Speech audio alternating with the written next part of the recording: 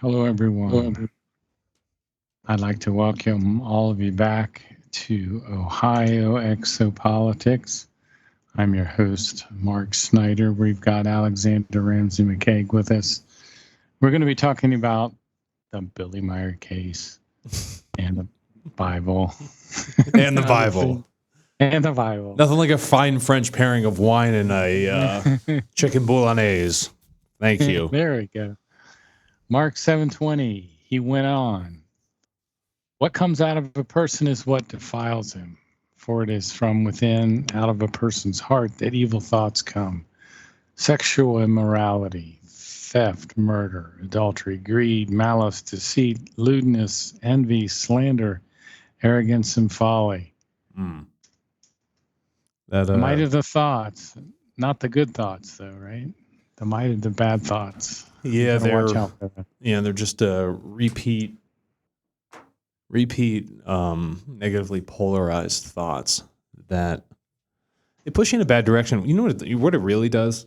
It starts to frame your world in an unreal light, and then everything you see is through that very negative lens of thought patterns that you have. And so it's difficult to crawl or climb your way out of that deep, dark gravity well of negativity that you live in. And that's how people fall into depression, narcissism.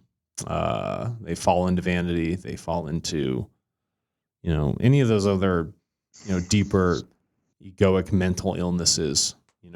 Take it a step further. People that, start to bring on things like God complexes, or it's essentially a hierarchical position against other human beings that they feel, something that puts them above them.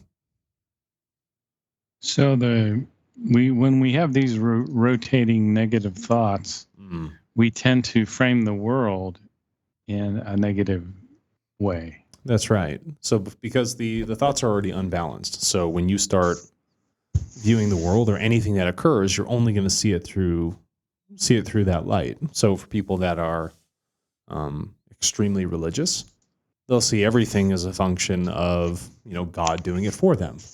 Or for people that feel like if they're, the cosmos is against them, or like the universe is doing something for them. The universe does nothing for you. The universe affords you to do everything for yourself. They just have a lack of understanding for how cause and effect works. But they attribute it to say that, the cosmos has done this for me. Or if I'm going to win the lottery one of these days because the universe owes it to me. The universe doesn't owe you shit. So there's a lot of these ideas that you stand separate from everything else. And the moment you start to fashion yourself in that light, it's very easy for all those negative thoughts that were shared here in the Bible that you're talking about, Mark, that really cause you to spiral, have that rotation of that gravity well of negativity that's hard to get out of. The repeating negative thoughts used to be a big problem for me. How so? What are you talking about? I like this therapy session here that we're doing live, so let's go for it. Well, I just used to be, that was a weakness. I would, if something was bothering me, maybe something happened at work or one of my animals wasn't well or something like that, I would just try to analyze every little detail of this thing to try to solve it. But really what you're just doing is repeating negative thoughts. You're exacerbating it. Yeah. So at least now I can identify, I don't want to repeat negative thoughts. I'm going to think about something else. I'm going to do something. Do you know what still rubs me the wrong way? What? I'm pretty patient. I'm actually I'm more patient than most. And in the corporate setting, in the corporate world, it has a culture, one that is really shitty culture. It's not any good. And people hide behind emails all day long. And I usually am respectful that people are busy and they're doing things. Okay, great. I want to talk to you because you're an important decision maker in your respective realm. So I'll be patient. And when people ask me to wait 30 days, I'll wait. But when you go and cancel a meeting 5 minutes before, after I've waited 30, it's one of those triggers I still have to deal with. That's one thing that grinds my gears. There is society, when I see it like this, has become inconsiderate in some respects. Yes, very much so. They've I totally become, agree with that. yeah, they've become spineless in their ability to stand up and say, I said I was going to do this and I will continue to do this, right? Even if it's, there's no follow through. And my agitation, I found, is not with them. My agitation is the fact that I want them to operate like me, which they do not. Yeah. And first of all, it's an unfair assumption for me to assume that they would do that, but it still agitates me because I want them to have a higher value of operation. And when I meet you, I'm going to take you on your word immediately because that's who I am. And until you show me otherwise, and when you do show me otherwise, it sometimes upsets me, especially in the corporate setting, but most often than not, I'm like, all right, whatever. I mean, it was high odds that it didn't succeed, so that's fine. But that's one of the things that edges me out, Mark. So I have to adjust to that. Well, to me, it almost seems like the business world, at least partially in the IT world, is almost operating like organized crime. Of course, it's absolutely organized crime. It's run by a select few. They do whatever they want. They survey everybody, and they use that information for themselves. They act like their own little CIA. I know that. Yeah, I know that for a fact. Well, I don't want to take this too far. We get into stuff that's a little personal, but Mark, let's take it all the way. I'm pissed off now that I'm thinking about it. I don't know. But I'm telling you, even LinkedIn is now. LinkedIn's like trash. Who has the best picture is the one that gets the job. I think I'm about doing like a calendar shot on like LinkedIn with like my arms up. Really? And like I know you can see me on camera, but like kind of like leaning back like this on like a lawn or something. That's the answer. Yeah. That'll get you any contract, any job. Anything I need. RFP with the government, they'll send it right through. Perfect. No wait time. Yeah, that's great. Oh, we could talk about the government too. When I was preparing for the show, I found myself going off on all of these tangents. Okay. Like what? What kind of ideas? Share. Oh my God. Believe me, they're in my notes here coming soon. But I had to stop and go back to the Meier information because I'm like, why? Wait, what kind of show is this? What am I doing here? But I couldn't. So this is the next one for get us back on the right track, and then we'll get off again and get into the weeds. Yeah. But the way to live, page 120. Therefore, life does not mean suffering or grief, rather fulfillment through striving. Yeah. That's the one that I've really been repeating a lot. What do you think that's meant to you recently? Why has that been so impactful? This idea of striving and non-suffering. I just think that's like the most important fundamental thing in all of the Meier material. And it only took me a couple of years to finally figure that out. I don't know why it took me so long. Yeah. But to me, striving, of course, you know that. You put that on your little Discord guy is striving. Always striving, right? Always striving, right. And the fulfillment is happiness and satisfaction. And so, again, the Meier writings emphasize striving and work. Yeah. People are always asking, like, what's my life purpose? What do I need to do? Well, first of all, you're going to have millions of life purposes. Stop freaking out about finding the right one here. You got one job to do, right? You're commissioned to do it. Your physical body exists to do something. And that's to evolve. And I think what's missed in some respects, and you're right, Mark, it's probably one of the most important things in the Meier materials to talk about striving. Yeah, it really is. But why do we strive? Say like, okay, all right, like my job's to strive. And, go ahead, answer it. Well, what I was going to say is literally, I mean, the attitude I have now is I strive because I want the enjoyment at the end, or even the enjoyment during the process. You I'm really hedonist. Doing well. I am. Yeah, you hedonist. Now, but think about this greater question, right? I'm living all these lives. I'm coming back and back and back. I'm male, I'm female, I'm black, I'm white, I'm yellow, I'm red. It doesn't matter what you are. And I keep striving. I keep trying to perfect this life. I'm continuing to learn. But for what? Like, what's the purpose? People don't. Well, Go ahead. Evolution of your spirit form. But why though? So there's so you can bring information back to creation. That's the juice right there. Why? So what can creation do? So it can repeat the process all over again because it needs to live and die. You know, it needs to start up, learn, assimilate that knowledge, go die, go back to sleep, wake up again. So me as this little sliver of creation, I need to run around like a bumblebee, flower to flower to flower for millions and millions of years, going through tons of bumblebee suits so that the hive can grow and then eventually die one day. But when that hive comes back, now we know the flowers that yield the greatest amount of pollen, right? We know what weather to go out in. We have become wise bees, right? Rather than just bees that are just scattershot out of the thing, we're wise at what we do. And so the element of this is that you are not striving for yourself. You're striving for everybody else. You're striving for the creation so that when it creates more spirits after the fact, after it's grown and contracted, right, expanded and contracted, so that when it creates more of these spirits, they're more wise, they're more evolved. The place which we live in is more evolved and perfected. That's the greater purpose. And yeah, for sure. And the cool part about it is like, yeah, I got to perfect me. But in your perfecting, in your following of these laws of creation, these laws of nature, by doing that is having phenomenally beneficial systemic effects across the entire cosmos. And so you can be like, I am so self-serving by following these things, but you can't help but help others by living through these principles, right? Through these laws. So it's truly a wonderfully balanced way to live. And you don't really have to worry about going out and being philanthropic and doing all this other stuff. And I got to make sure I go to church or put some money in the coffer so that people can get out of purgatory. No.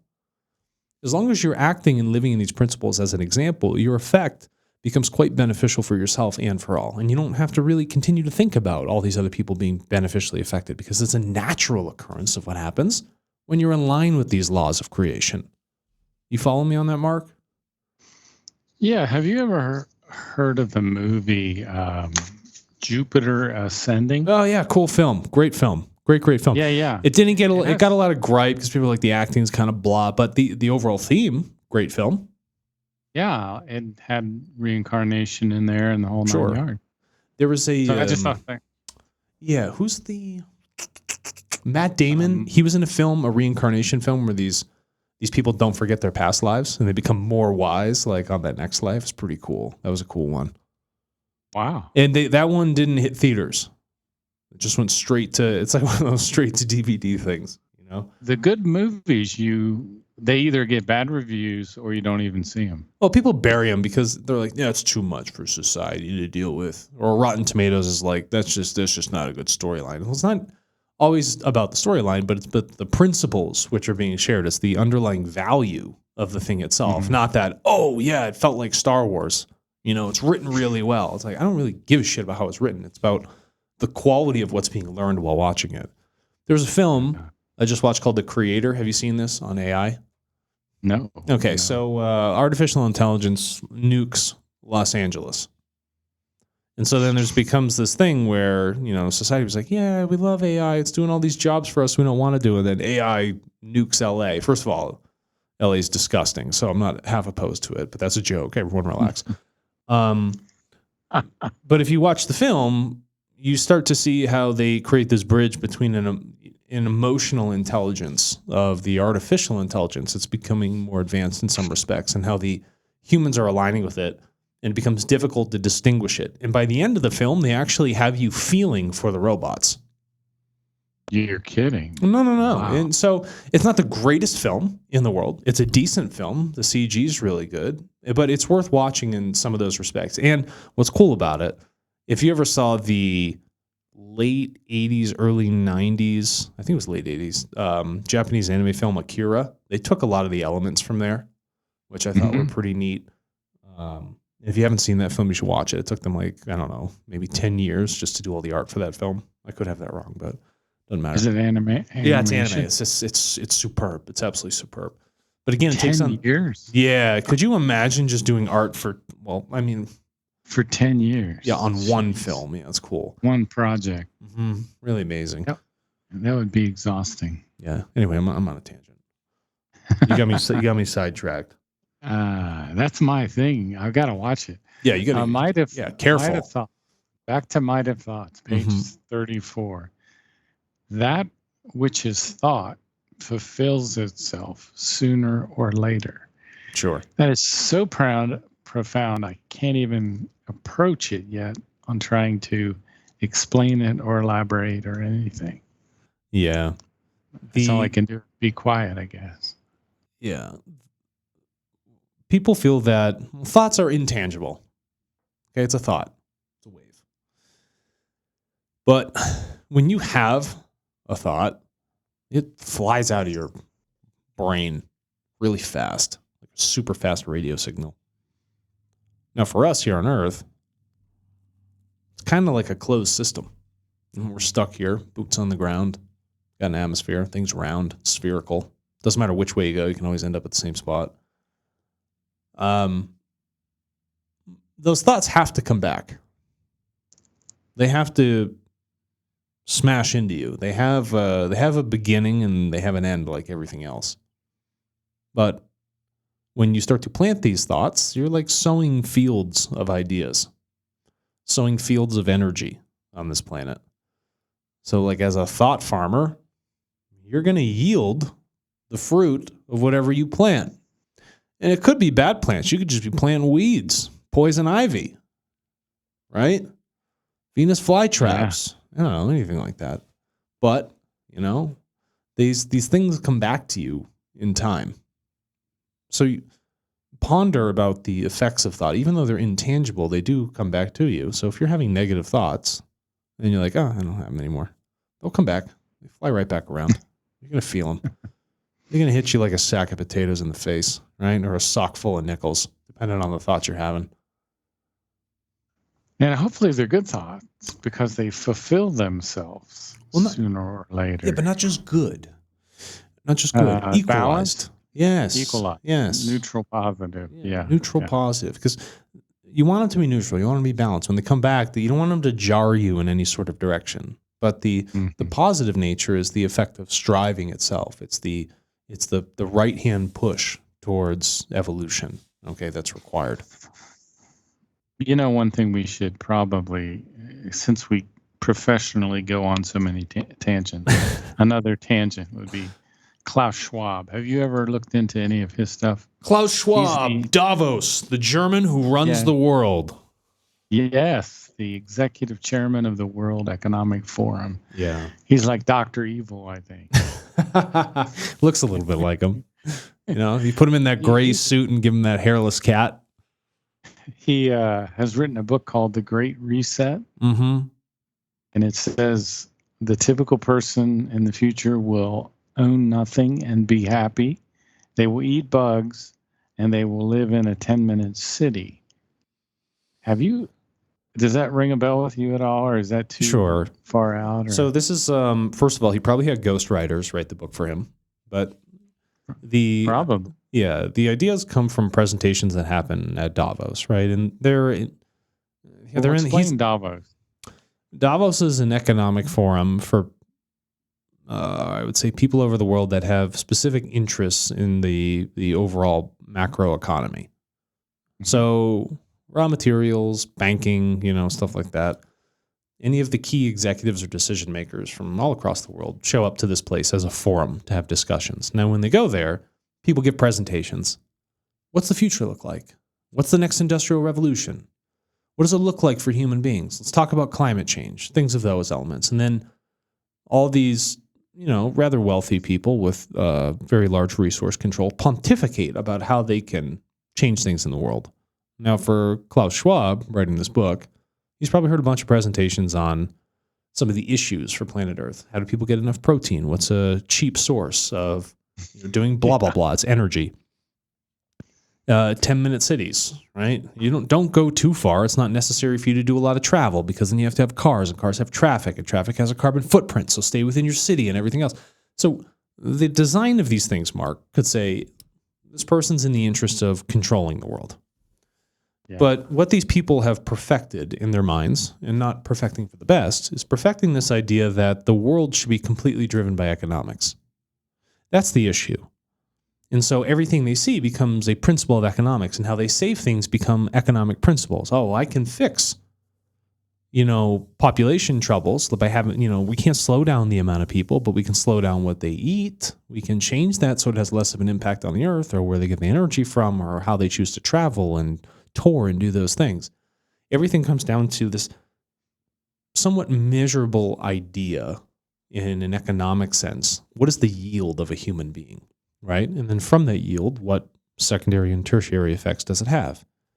And that's what these people, that's what they wig out about. Like, they're like, oh, let's talk about this all day long. That's their thing. And so we on the outside view it as a sense of control, because what you're talking about is 10-minute cities and blah, blah, blah, blah, blah, seems like a control mechanism from these, what people coin as the elites. And they're not elite. Yeah. They're human beings with a shitload of money. Doesn't mean they're elite. Most of them are idiots. But the aspect of this thing is that they see the world in view of dollars. That's it, dollars and cents. And they try to measure human beings in that same respect because they're in the interest of protecting their power and protecting their investments. And there's only one way to do that, to calculate everything in economic principles. But the human principle, the value of a human, can't be calculated through economics. That's all I have to say about that, Mark.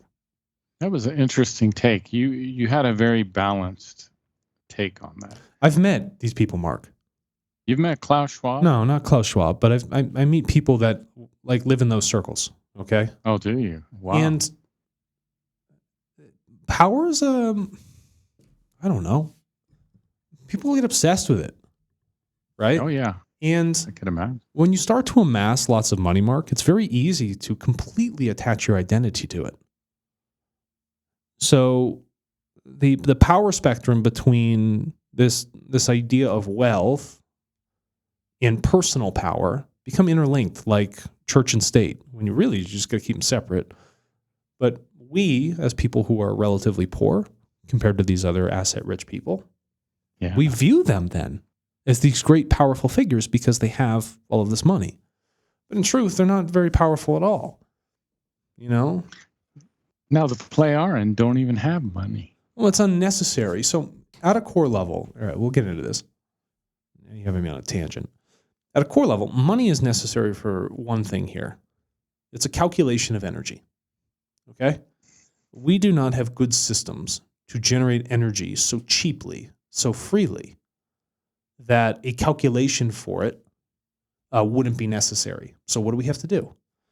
We use things that release sulfur oxide, nitrogen oxides, heavy carbon materials that are not so beneficial to us, diesel fuels, coal, fission nuclear energy. These things that we create for energy are difficult for us because it requires a lot of energy to go take it out of the earth to generate this raw material to produce this power. And so we have to put a calculation on it because it actually requires more energy in to actually than getting the energy out. But how we receive it as electricity. We think that's great. And as a basis of raw material, we're required to use it. Now for the Playaran, they're far more advanced. Their technology is extremely advanced. Why would you ever have to even worry about money? If you have this idea how to produce energy so cheaply, you've obviously figured out how to use electrons to generate whatever you want, which means I can make my own food off the rip. I can print it. I can make any raw material that I want without question. I have no waste. I have none of those issues that typically occur with raw resource extraction that we see here. And so that's why us, and it's going to be difficult, we've been so bred in at a culturally genetic level to sink our teeth into money. And now it's attached to our brain, to certain dopamine receptors. We just want it. We want more of it because now we view it as this scarce thing, this money. But in reality, it's nothing real altogether. It's just this measure that we assume to be real. And so for us, it's going to be very difficult when our scientists discover cheap sources of energy for us to give up this idea of money, because there's so much attachment to human value that we have here on planet Earth to say that money defines the quality of who I am. Money defines how much power I am. Money defines how wise I am. That's going to be a very difficult thing for humanity to unwind. It will take some time. But again, that only occurs when we figure out how to develop very, very cheap energy.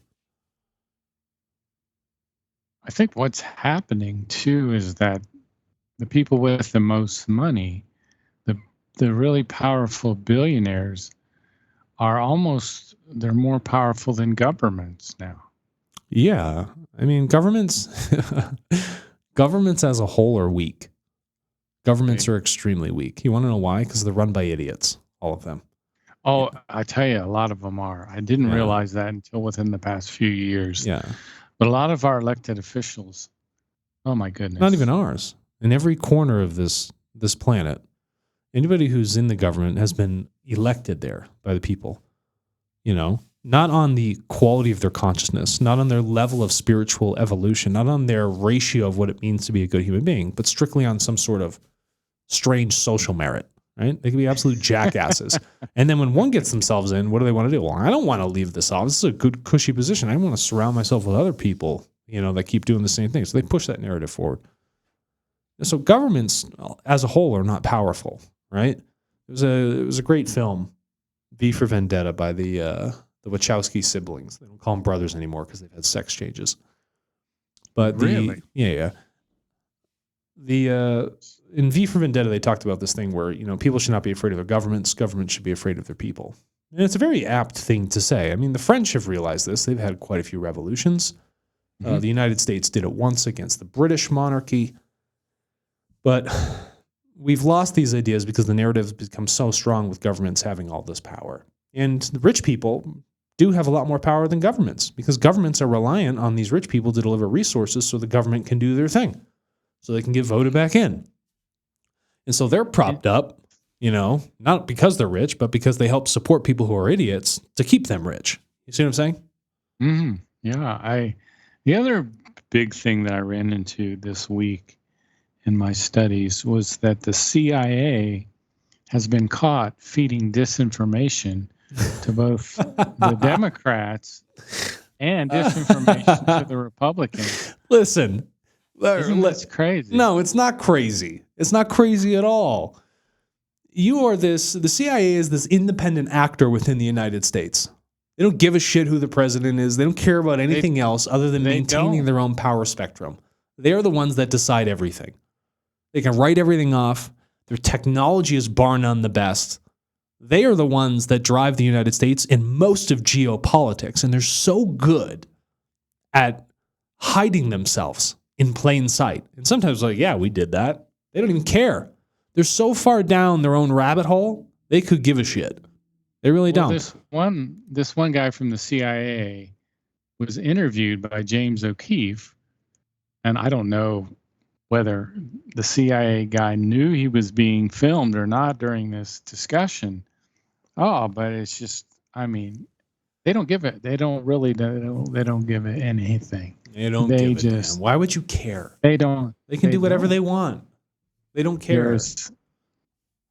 Jeez. Yeah. They just want a world where they can maintain their narrative. That's all. It's crazy. It's crazy. We asked for it. Probably. Think about it. Yeah. No one ever stood up. No one ever did anything about it. No elected official ever dismantled the Central Intelligence Agency. None of that crap. We've all left it in place. And I bet you the best way to drive resources to it was to drum up more terrorism. Oh, because now we really need the CIA. Think about that. Exactly. Don't shut it down. Right? And they've amassed probably more information than the Vatican on things that we are never, ever going to be privy to. Now, if we start talking about the Vatican, we'll have to talk about their telescope that's called Lucifer, that's out in the West. Where is it out there?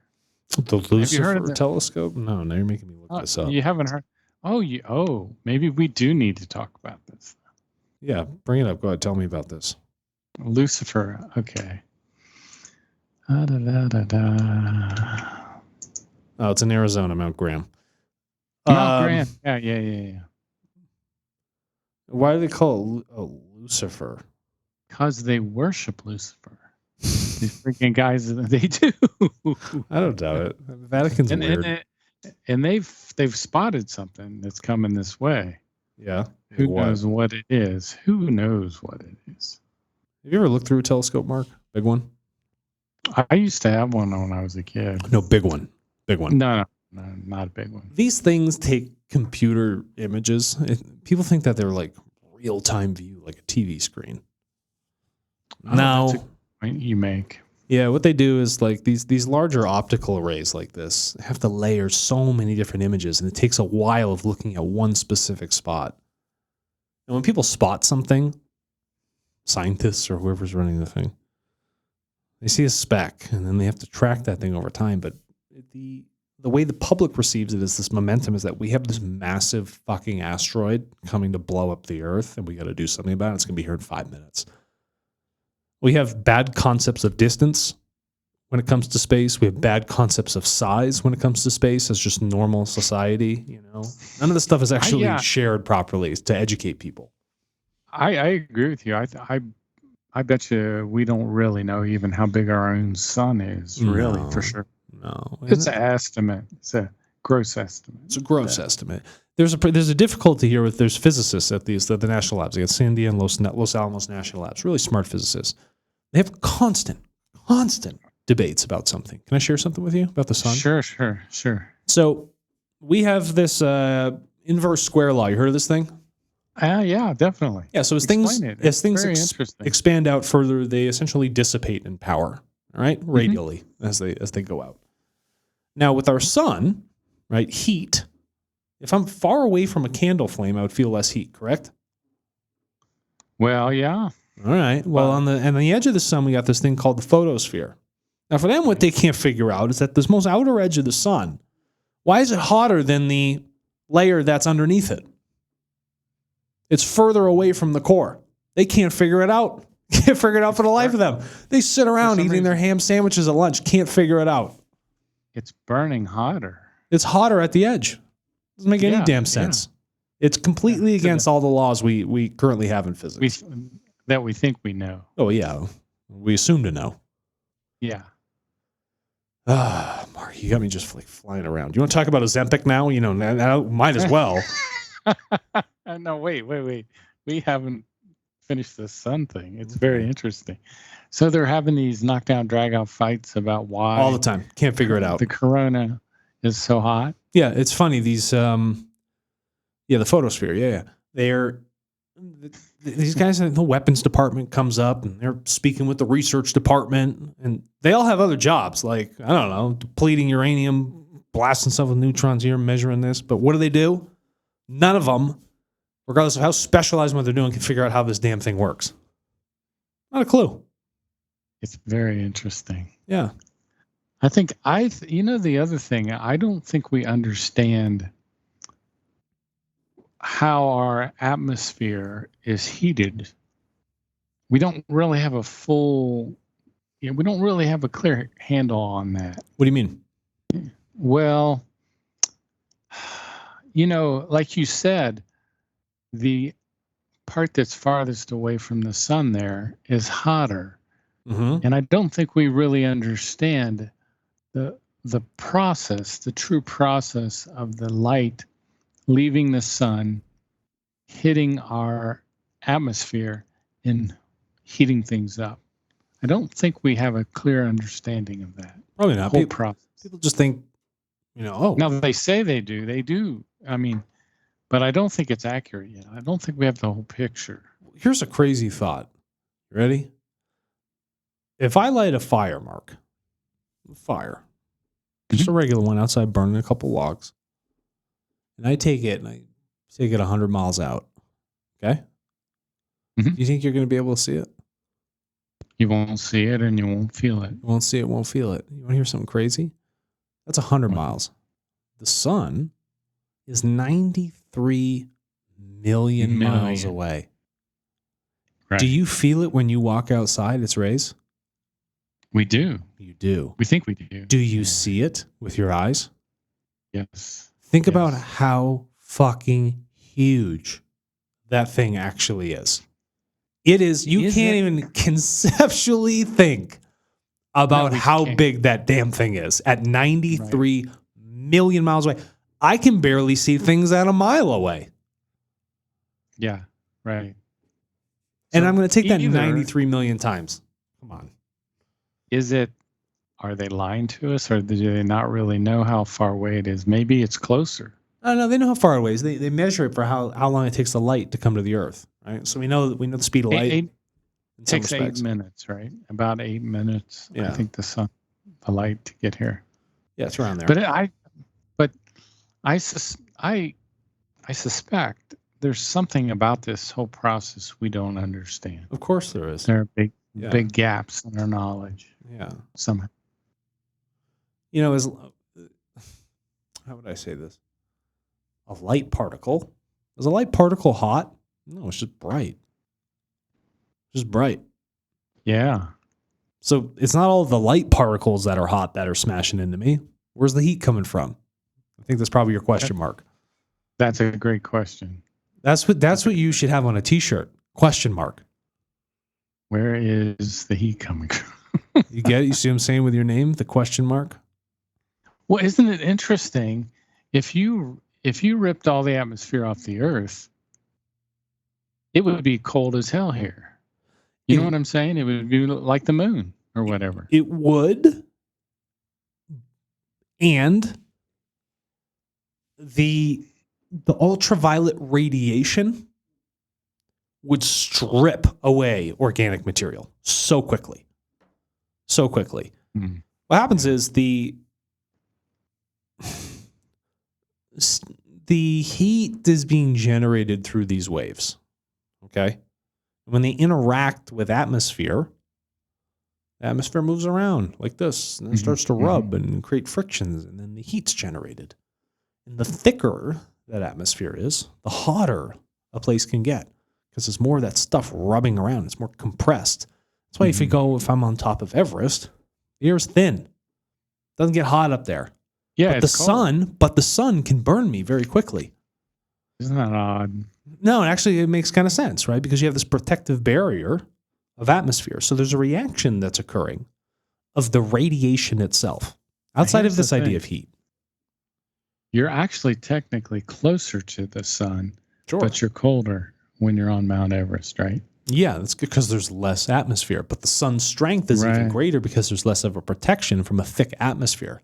So the UV index goes even higher. It's like 11 plus. It's extreme. So it's really damaging to be there. Extremely damaging. Hard on your... Yeah, that's why you got to be completely covered up, right? It couldn't be more than 3 minutes. We could have a whole show on Mount Everest. I did about a month study on Mount Everest and the people climbing it. Have I told you about this? No, this is really interesting. Can we go on this tangent, please? Sure.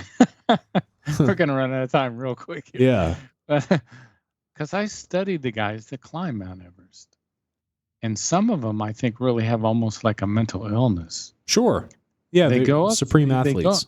They go up there and they lose fingers, they lose toes because of the frostbite, and they come back, and sometimes the Sherpas have to literally bring them back. And, it's a sad thing. You probably know this story. 1 in every 4 people that go on Everest die. Isn't that insane? That's the average. So if you take the average amount of people that have died and the amount of people that have progressed up it comes down to a 25% chance of death. It's insane. No, it's not. It's not insane. So it's not insane. Explain it to me then. I mean, it's not a productive use of striving. It's not productive. Is it dangerous? Yes. Oh gosh, it's so dangerous. Is it interesting that people choose to still do extremely high-risk things? Yes. Mm-hmm. Is there maybe some sort of mental idea that they have for going up on this thing, and maybe it's a personal achievement that's required for them, maybe something they need to accomplish in their mind? Sure. If you ask me if I would do Everest, yeah, I would. You would do it? Yeah, sure. My goodness. And so I don't feel like I have a mental illness. I'm actually more curious. more curious. Yeah, I don't do it to be What like, would I've crowned it, I'm achieved it, I'm on top of the world. I just want to It's know gonna what s- I want to know what it's the gonna world looks suck. like up there. It's gonna be beautiful, but it's gonna suck. Yeah, right? no, totally. And I'm curious, like how much does it suck? You know, would I really be that close to death the entire time? I ask myself this, right? And Yeah, would I want to do the it? I worst- don't. If someone said, "Hey, you're pretty well trained. We got the gear for you. We're going with a couple Sherpas. It's the right time of season. Everything looks stable. Would you go?" I'd be like, "Yeah, hell yeah, I'd do it." No shit. Yeah. But don't you need the experience mountain climbing though? Yeah, you have that You do. experience? Yeah, you do. There's a group out of Washington State that you can practice with. They'll take you down to Mexico. You go to Africa. You can do Denali, and you can go about all this stuff. And they train you how to do it. And then if you want to do the major trip, you pay your $30,000. They bring you to Everest. 30 is pretty cheap, actually, too. Probably. Yeah, I've heard it can be as much as 60, 70. Yeah, sure. I don't see why not. But anyway, the bodies are all over the place up there, right? Frozen. And what's even worse is when you got to go to the restroom, you go right there on the mountain. Oh, what else are you gonna do? Yeah, nothing you can do. So all that's there too. Well, you got to take a shit somewhere. It's like that Bible passage. You were talking about the things that come out of the body. Gotcha. Isn't that gross though? I mean, think about that. Yeah, you have these ideas of pack in, pack out. So if you take a shit, you're supposed to shit in a bag and put it actually in your pack and bring it with you. Oh yeah. Do people do that typically? Yeah. Wow, that's good. I mean, at least they're not putting it on the mountain anymore. No, I mean there's definitely trash up there, and there's people that go to Everest just to help clean up trash, but you're not gonna be able to clean up a body. There is, you can look for it on YouTube, but there is a pretty interesting YouTube about this. This poor guy, he was obsessed. He couldn't stop going up the mountain, and he lost all his fingers, he lost all his toes, he lost one of his feet, he lost one of his hands. The mountain chewed him up over time. It's sad. There's a guy up here in Taos, New Mexico. He's at Ski Patrol Tower 2. Mm-hmm. He's climbed Everest more times as a U.S. citizen than anybody else. Whoa, how Just many? keeps doing it. I don't know. Remember? It's a ridiculous number. Wow. But he's right over here. He's right over here in Taos, New Mexico, just north of me. Is he pretty healthy? I mean, everything's still there. He's still doing ski patrol. That takes one hell of a person to do a ski patrol. So wow. Yeah. But, it's funny. We have such a focus on the trash on Everest. Have you seen the rivers in India? Have you been to the burning tire piles in Africa? Right? Oh my. Have you seen the central rivers across South America? Have you seen the population densities of people? What are you so worried about Everest for? Why don't you focus on the real fucking problem? It's everywhere else. Yeah, it's just the whole idea of what's happening there. It's kind of, I mean, it's really neat that people can strive for a goal and reach it and then come back. Mm-hmm. But isn't it kind of, there's a point where if you're damaging yourself, you should probably stop doing something, right? That would make the most obvious sense. Right.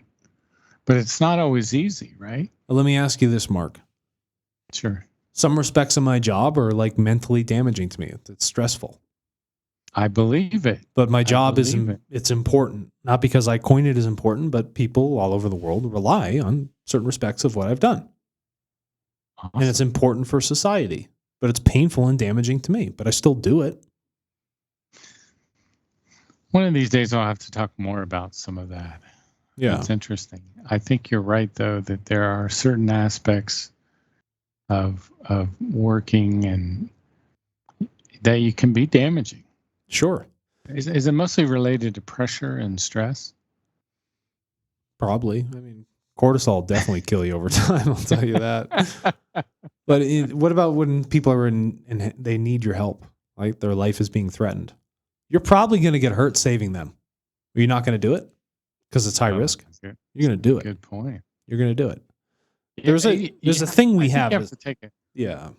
You got to analyze it. Right. Right. Human beings, we're a little different. We're adventurous. And even when we know something, even for sport, isn't really the best thing to do, we still do it. And when we watch it, we're like, holy shit, that's pretty amazing. I mean, we know it's dangerous. You can watch some documentaries and be like, that's dangerous. Free climbing at Yosemite. Like, that's definitely dangerous. Incredible. I get the human aspects of us as wild-ass human beings wanting to do this stuff is totally high risk and not necessary, but we do it. It could just be a part of our commando blood we have from the Orion system or something. Who knows? Well, explain to me what free climbing is. There's a couple different types of climbing. Okay, you have so in rock climbing, you have sport climbing, you have trad climbing, and then you have free climbing. So there's 3 different types of stages. In sport climbing, areas of the rock are pre-bolted. Someone drills into a rock face, they put in an anchor, and then as you climb up to it, you put the hook on, right? That's already preset the route. And then from that, you put your rope through it and then continue to climb, right? You're on a rope. There's a belayer. Same thing happens with trad. You have a belayer. They're up there. And instead of having a route set with someone pre-drilling bolts, you carry this equipment with you. It's an articulating cam that you put inside of a crack and you let go, and it has teeth on it.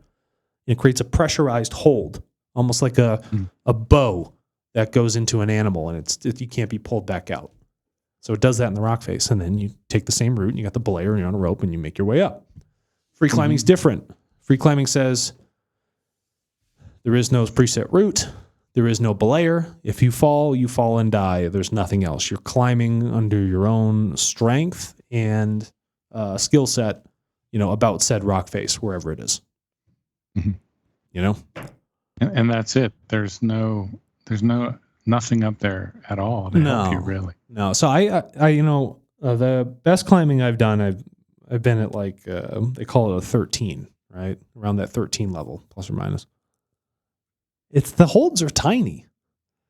Your feet slip when you're not thinking, if you're not paying attention to every single little detail. One little loss of friction, there's not a chance in hell I would free climb. I free climb up to maybe 15 feet. That's it. I won't go any higher than that. Good for you. Yeah. I won't go any higher than that. So you don't free climb. Period. You don't partake in that. No. That's like, now would you say that's I don't know what the word is it like a mental illness that people want to free climb, or are they courageous? No, I wouldn't call it courage in some respects. It's courageous if you're going to save someone's life. Okay. If you're doing it for sport, there's an illness issue. You have not properly respected the life of your life as a human being. And then you have also not consciously regarded the effects of how others will feel at the loss of your life. It's quite a selfish thing to do at that point. Have you seen these guys that take these motorcycles out and they film themselves out on freeways and they get up to unbelievable speeds? Sure. More than 150 miles an hour. That's the same kind of thing, isn't it? Sure. Yeah. That's free climbing. Same thing. Now, this is even worse, though, because when you're on a road, you can not only kill yourself, but you're going to kill somebody else. Exactly. Now it's even more selfish.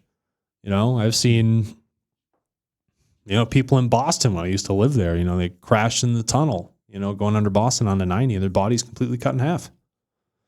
Whoa. The body's fragile. It is. Yeah. The greatest, and I think people forget that because we have really strong, stubborn minds sometimes. And so we take that strength and stubbornness of the mind and then forget really just, how fragile the body can be. Yeah. So you're saying that when you climb Everest, you would be willing to climb Everest. There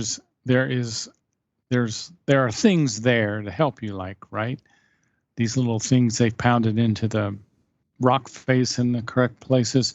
Aren't there like little ladders even sometimes on Everest? Yeah, they have aluminum ladders going over these things called crevasses. It's a French word for essentially like a giant scar that you can fall into and die in, like the abyss.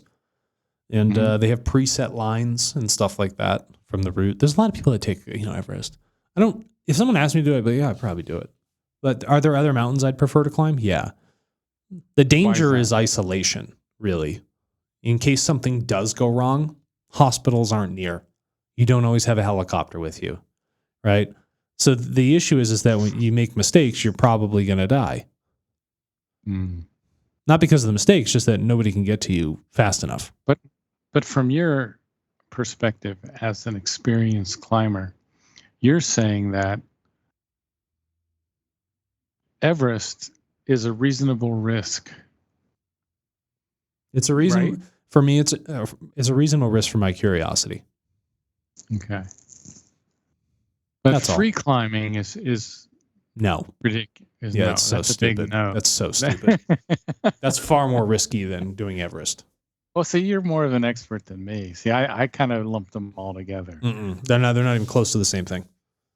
Right. Yeah. Now, some people, when you go up Everest, don't you at some point have to stop and then sleep for the night or sleep for a few hours and start again? Yeah, you don't want to get any embolisms or anything. So you have to adapt to your blood oxygen levels, have to adapt to certain elevations when you go up to high places. I mean, when I go on top of mountains over here that are almost like 14,000 feet, you get a little lightheaded. And so when you're at base camp's high. You know, it's really high. It's even higher than these mountains here in the U.S. So you have to stay there for a bit, and it takes you a while for your blood oxygen to adapt to that new elevation. You can't keep going. You would die. You actually have to stop and adapt. And the same thing happens for saturation divers in the ocean. They can't just fly down there, take me down deep, and then they just go out. Their bodies would just they would destroy themselves. They have to saturate themselves to appropriate pressures so that they can do scuba diving in the deep ocean for oil repair and other stuff like that. This is very interesting. I didn't know that you were an experienced climber. I love climbing. I absolutely love it. Have you done it for years? I started climbing maybe like 4 or 5 years ago. And I took to it really well. But I like your approach, the fact that you take the risks seriously. Oh, I take it very seriously. I won't even, when I have a belayer mark, like someone that's holding my rope, I'm very choosy about that. Okay. Is that a person that's like in front of you going up the mountain? No, that's somebody underneath me holding the rope. So if I fall, they have to stop the rope through friction. Oh my gosh. Yeah. So I'm just as reliant on my skill as I am in trusting that person to do the job underneath me. Wow. Yeah. It's a good way to build a friendship. You know who you can trust real quick, Wow. Yeah. Have you seen people fall like that and get saved? Oh, I've fallen. Yeah, I've fallen like 30 plus feet. And then the guy below you saved you. Yeah. Basically. And what happens is their body weight gets pulled up. It's like it's trying to counterbalance itself. So they get shot up the mountain. Yeah, because you're falling. I'm free falling. I'm literally free falling for like 30 feet. Oh, shit. Yeah. It's an unnerving feeling every time. You don't love it. When's the last time you climbed? Climbed? I climbed a couple months ago. Yeah. Did you? Yeah. Where was it at? It was some indoor climbing. It was cold season. I didn't want to go out and climb, but I've climbed in some cold temps on some granite and volcanic rock. A lot of good climbing out here in New Mexico. I don't know how we just talked an hour, but we did. I don't know, but we're here for another hour. No, we're not. Oh, come on, Mark. No, push through. We're down to an hour now. All right. So you can take your day back. Appreciate you stopping by again, as always. Great no problem. Discussion. We'll talk about that lizard venom next time, buddy. Thank you. Yeah. Okay. Bye-bye. See you later.